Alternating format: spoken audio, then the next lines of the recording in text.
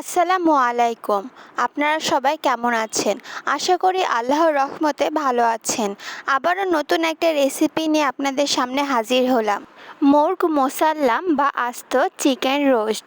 এই রেসিপিটি অতিথি আপ্যায়নে আপনি যদি টেবিলে না রাখেন মনে হবে কি টেবিলটা অসম্পূর্ণই রয়ে গেছে। এই জন্য আমি নতুন রাঁধুনিদের জন্য খুব সহজভাবে মুর্গ মুসাল্লাম বা আস্ত মুরগির রোস্টের রেসিপি নিয়ে হাজির হলাম। চলুন তাহলে শুরু করা যাক। এখানে আমি একটা আস্ত মুরগি নিয়েছি। মুরগিটাকে আমি ভালোভাবে পরিষ্কার করে নিয়েছি। তারপরে এখানে আমি সামান্য একটু জর্দার রং আর হাফ চা চামচ আদা বাটা, হাফ চা চামচ রসুন বাটা আর সামান্য একটু লবণ দিয়ে ভালো করে মুরগিটা মাখিয়ে নিচ্ছি। মুরগিটা ভালোভাবে আমার মাখানো হয়ে গেছে। তাওয়ার মধ্যে আমি তেল দিয়ে নিয়েছি। তেলটা একটু গরম হয়ে আসলে মুরগিটা আমি দিয়ে দিচ্ছি। এই যে দেখুন মুরগি দিয়ে দিয়েছি। মুরগির পাটা একটু এভাবে বেঁধে নিবেন। আমার এক পাশ ভাজা হয়ে গেছে, আমি আর এক পাশও ভেজে নিচ্ছি।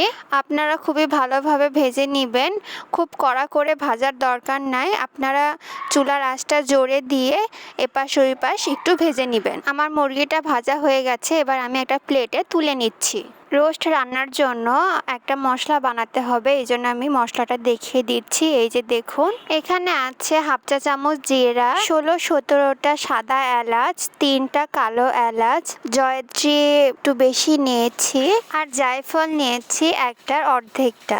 এগুলো আমি এখন ভালো করে ব্লেন্ডারে ব্লেন্ড করে নিব। আপনারা চাইলে শিলপাটাতে বেটে নিতে পারেন। আমি বেটে নিয়েছি। এই যে এতটা লাগবে না, আমি পরে দেখিয়ে দিব কতখানি লাগবে। তারপরে এখানে আমি বেরেস্তা নিয়েছি 1 কাপ পরিমাণ, পেঁয়াজ কুচি নিয়েছি হাফ কাপ পরিমাণ। তারপরে মশলা এখানে আছে বাদাম বাটা 1 চা চামচ, কিশমিশ বাটা 1 চা চামচ, আদা বাটা 1 টেবিল চামচ, রসুন বাটা 1 টেবিল চামচ, গুঁড়া দুধ, ঘি, তারপরে টমেটো কেচাপ, কেওড়ার জল আর টক দই। এগুলোর পরিমাণ আমি রান্নার সময় বলে দিব। চুলায় একটা প্যান বসিয়ে দিয়েছি। প্যানের মধ্যে আমি হাফ কাপ তেল দিয়ে নিচ্ছি। তেলটা হালকা একটু গরম হয়ে আসলে এখানে আমি হাফ কাপ পেঁয়াজ কুচি দিয়ে দিচ্ছি। পেঁয়াজটা আমি হালকা ব্রাউন করে ভেজে নিব। এই যে দেখুন পেঁয়াজ আমার ভাজা হয়ে গেছে। এই পর্যায়ে আমি মশলা অ্যাড করব। এখানে আদা রসুন একসঙ্গে দিয়ে দিলাম 1 টেবিল চামচ করে, মানে 1 টেবিল চামচ আদা বাটা, 1 টেবিল চামচ রসুন বাটা। আর আমি প্রথমে যে মশলাটা দেখিয়েছিলাম তার অর্ধেকটা দিয়ে দিয়েছি, পুরোটা দিইনি। আর 1 চা চামচ বাদাম বাটা, 1 চা চামচ কিশমিশ বাটা দিয়ে আমি এখন ভালো করে নেড়ে চেড়ে তেলের সঙ্গে মিশিয়ে নিচ্ছি মশলাটা। এই যে দেখুন মিশানো হয়ে গেছে। এখন আমি 1 কাপ পরিমাণ টক দই দিয়ে দিচ্ছি। টক দইটাও আমি ভালো করে নেড়ে চেড়ে মিশিয়ে নিচ্ছি।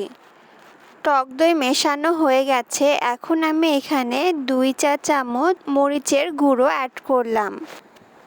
সব মশলাগুলো আমি আবারও ভালো করে নেড়ে চেড়ে মিশিয়ে নিচ্ছি। রোস্টের এই গ্রেভিটা ভালোভাবে কষাতে হবে। ভালোভাবে কষানো না হলে গ্রেভির থেকে মশলার একটা কাঁচা গন্ধ বের হবে। এই জন্য আপনারা চেষ্টা করবেন একটু সময় নিয়ে মশলাটা কষিয়ে নেওয়ার জন্য। এখানে আমি সামান্য পরিমাণ পানি দিয়ে নিচ্ছি। পানি না দিলে মশলাটা পুড়ে যাবে, এজন্য আপনারা অল্প করে পানি দিয়ে নেবেন। তারপরে এখানে আমি 2 টেবিল চামচ পরিমাণ টমেটো কেচাপ অ্যাড করলাম। তারপরে আপনারা আপনাদের প্রয়োজন মতো লবণটা দিয়ে নেবেন। তারপরে আপনারা গ্রেভিটা একটু চেক করে নেবেন সব কিছু পারফেক্ট হয়েছে কি না। মশলার কাঁচা গন্ধটা না থাকলে আপনারা মুরগিটা দিয়ে নেবেন। আর যদি মশলার একটু কাঁচা গন্ধ থাকে সেক্ষেত্রে আপনারা আরেকটু সময় নিয়ে কষিয়ে নেবেন। এই যে দেখুন মুরগিটা আমি দিয়ে দিয়েছি। এখানে সামান্য একটু ঘি দিয়ে নিলাম। তারপরে এখানে হাফ কাপ পেঁয়াজ বেরেস্তা দিয়ে নিয়েছি। তারপরে আমি ভালো করে নেড়েচেড়ে মিশিয়ে নিচ্ছি মুরগির সঙ্গে। তারপরে এখানে আমি 1 টেবিল চামচ গুঁড়া দুধ অ্যাড করে দিলাম। গুঁড়া দুধ দিলে আলাদা একটা ফ্লেভার আসে। তারপরে আমি 1 কাপ পরিমাণ পানি দিয়ে ঢেকে দিচ্ছি মুরগিটা সিদ্ধ হওয়ার জন্য। আপনারা প্লিজ আমার চ্যানেলটিকে সাবস্ক্রাইব করুন। আমার ভিডিও নোটিফিকেশন সবার আগে পেতে বেল বাটনটা অন করে দিন। আমার ভিডিও ভালো লাগলে বেশি বেশি করে লাইক, কমেন্ট অ্যান্ড শেয়ার করে দিন। মুরগিটা সিদ্ধ হয়ে গেছে। আমি এখানে 10-12টা কাঁচামরিচ দিয়ে ঢাকনা দিয়ে ঢেকে দিব 5 মিনিটের জন্য। এ পর্যায়ে চুলার আঁচটা আমি একদম আস্তে দিয়ে রাখবো। এই যে দেখুন 5 মিনিট পরে আমি এখন চুলাটা অফ করে দিব।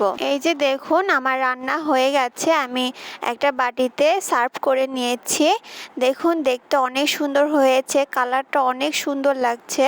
আমি এই ডিমটা আলাদাভাবে সিদ্ধ করে তেলে ভেজে নিয়ে তারপরে সাজানোর জন্য ব্যবহার করেছি। আপনারা প্লিজ একবার ট্রাই করে আমাকে কমেন্ট করে জানাবেন কেমন হলো।